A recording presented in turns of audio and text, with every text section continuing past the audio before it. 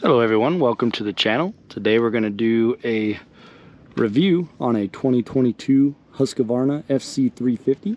Some of the main key features from this, apart from like a 450, is going to be, well, for one, the price tag. So the difference between this is like off of MSRP, not from the dealer, but like MSRP was $599. So 600 bucks between this and getting yourself a 450.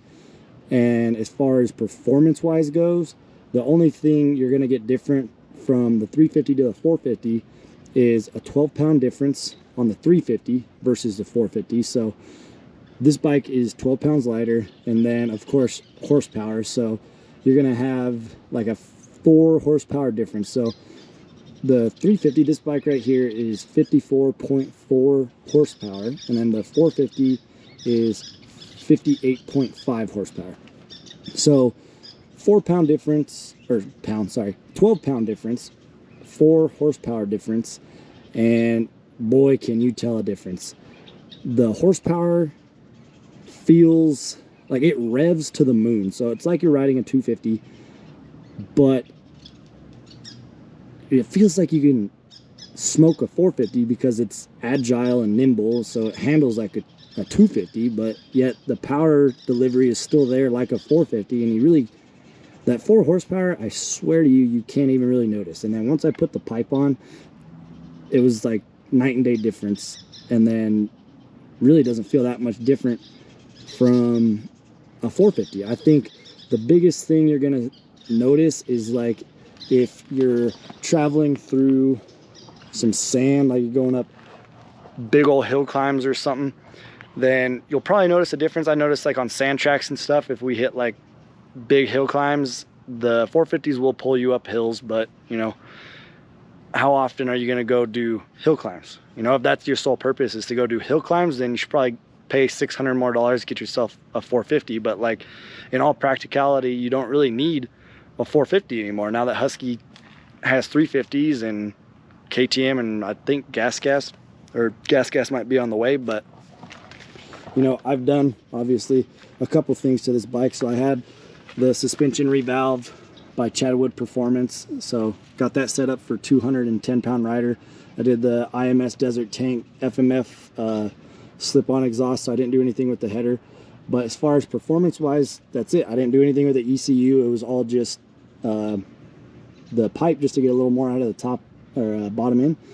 And you know, I think it's a great bike. I don't regret not getting a 450.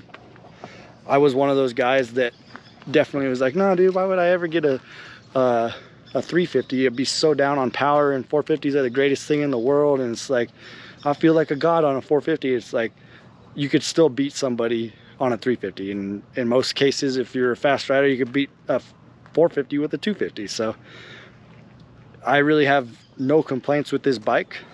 You know, it comes with the DID dirt stars if you are going to be riding in the sand.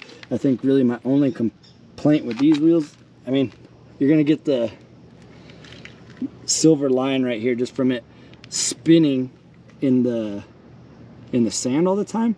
But I mean, as you change your tire and you get, you know, the levers in there and stuff, you're going to scratch off the anodizing on that anyway.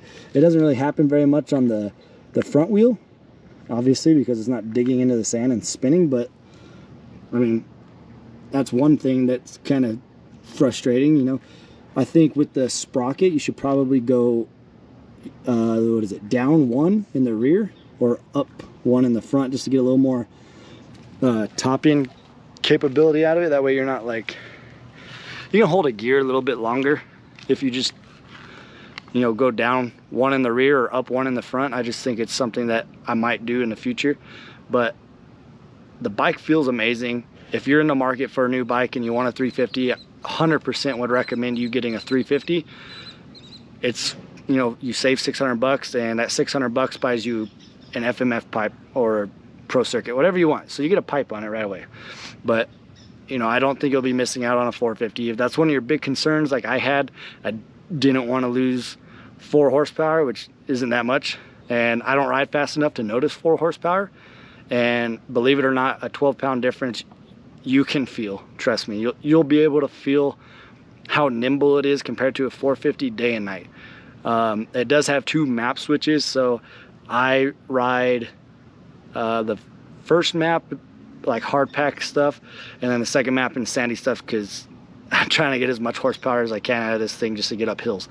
But you do have traction control. I've never really messed with traction control. I know on like really sandy days I've turned it on a couple times and it does help, but at the same time it's kind of robbing you of the power because it's trying to slow down the rear wheel from spinning, which you kind of need in sandy situations. So air forks, I think it's a good air fork as far as like keeping the pressure. I know one of the big concerns was like the fact that air expands and heat, and then you change elevation and you drop elevation, get higher in elevation.